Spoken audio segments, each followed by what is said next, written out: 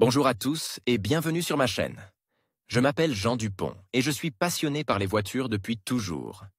Sans beaucoup de raisonnement, passons au sujet de la vidéo. Article sur la nécessité et le fonctionnement du système antidérapant de la voiture, ses caractéristiques. À la fin de l'article, une vidéo sur les systèmes de stabilisation des voitures. Article sur l'utilité et le fonctionnement du système antidérapant d'une voiture, ses particularités. À la fin de l'article, une vidéo sur les systèmes de stabilisation des voitures. Tous les constructeurs automobiles accordent désormais une attention maximale à la sécurité des véhicules, qu'ils équipent des moyens les plus fiables et les plus sophistiques.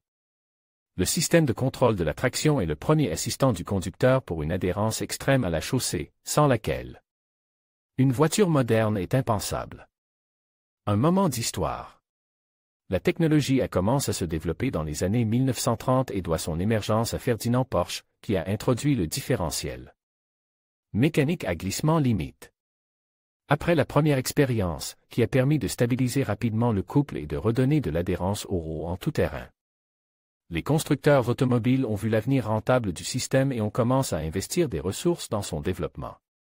Les précurseurs dans la création de systèmes automatiques peuvent être appelés les Américains, qui, dans les années 70, ont équipé l'un des modèles Buick de ce système. Le système, baptisé MaxTrack, contrôlait automatiquement la position des roues et évitait le patinage en réduisant le régime du moteur. La technologie a commencé à être utilisée en série à partir de la fin des années 70, principalement sur les voitures de grande puissance.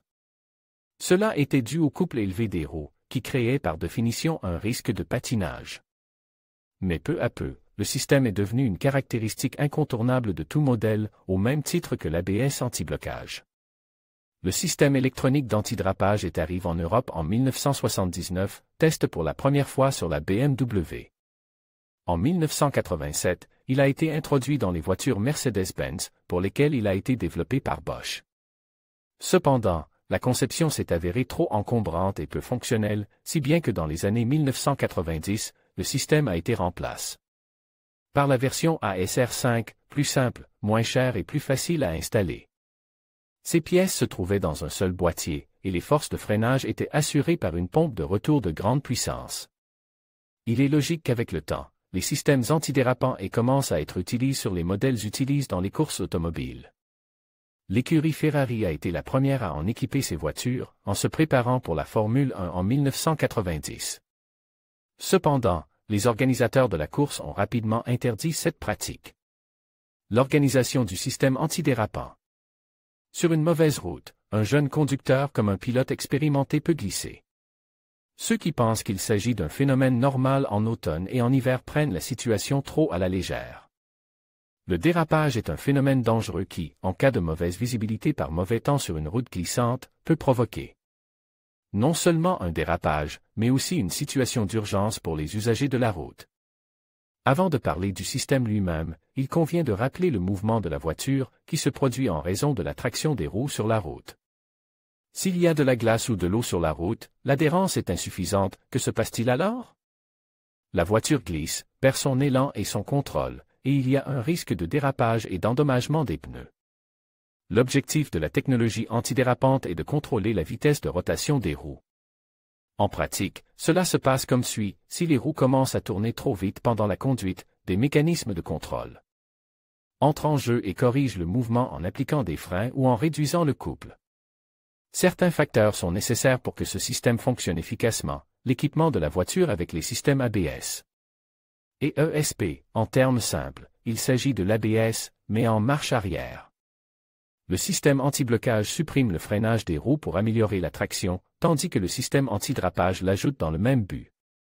Même dans le processus de fonctionnement, les deux utilisent des informations provenant des mêmes capteurs.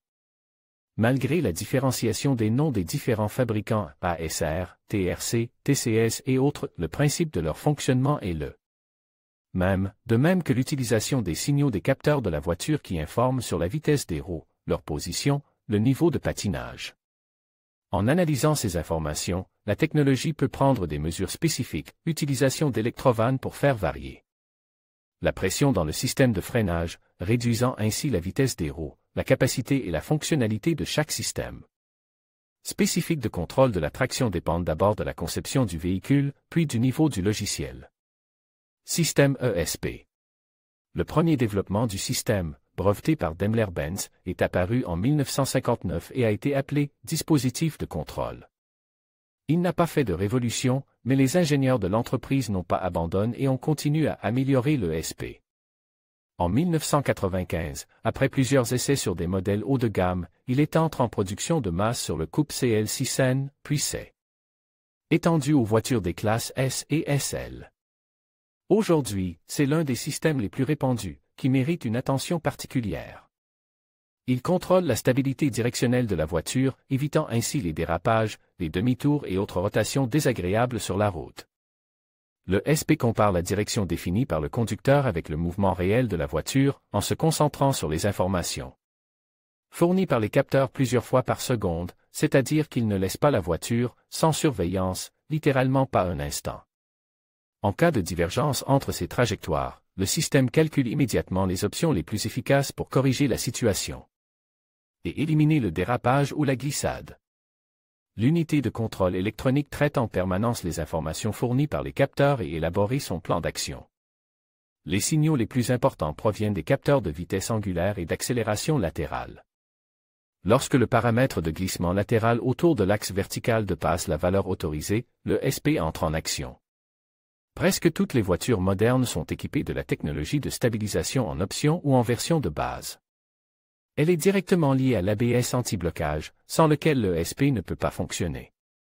En outre, le processus de fonctionnement nécessitait un contact avec l'unité de contrôle, c'est-à-dire, en fait, les trois agissent de manière globale, créant une défense contre avarie NUI.